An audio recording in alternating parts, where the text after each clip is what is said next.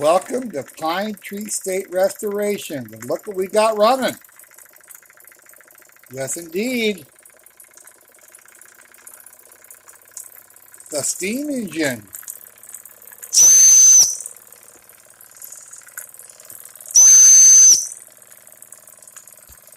She's purring like a kitten.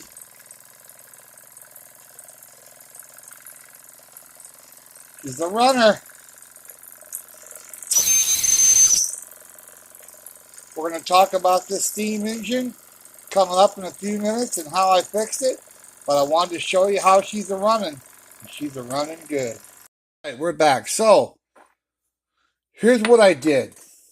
Remember we talking about I made these washers. Okay. That's still hot. I made these washers out of copper.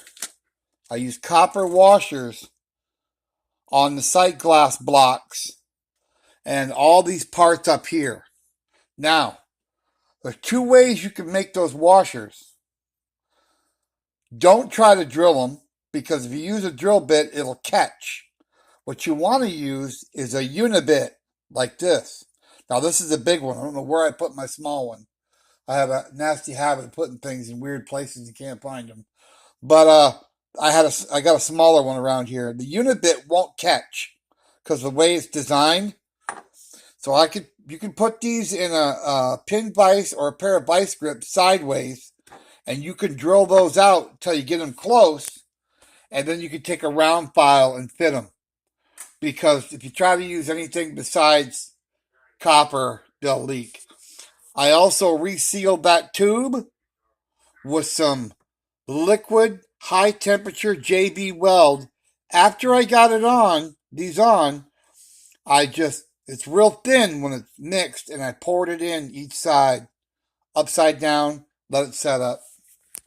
So we cleaned the motor with alcohol, oiled it with some synthetic oil, some 10-weight synthetic oil, and you just seen it runs like a top, and there's not a drop of water, nothing, zero leaking out of that. She's got, I don't know what she got in there,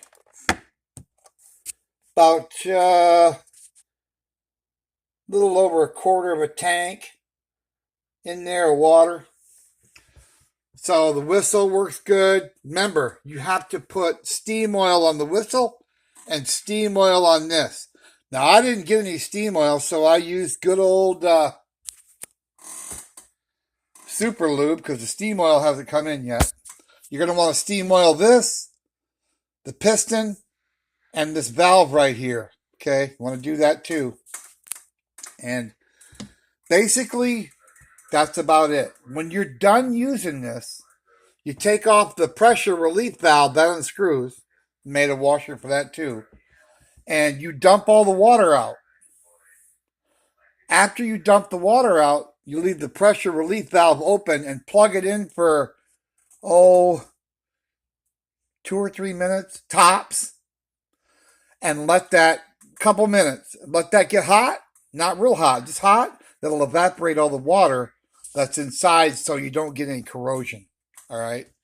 And some people, if they leave it for long, long periods of time, will actually put antifreeze in there and leave it in there, swish it back and forth. That'll keep it from rusting. But when you get it out, you got to get all that out of there. You got to dump it, and then you got to rinse it out several times with distilled water till you get it good and clean. But antifreeze won't hurt the piston or the valving. Won't hurt anything.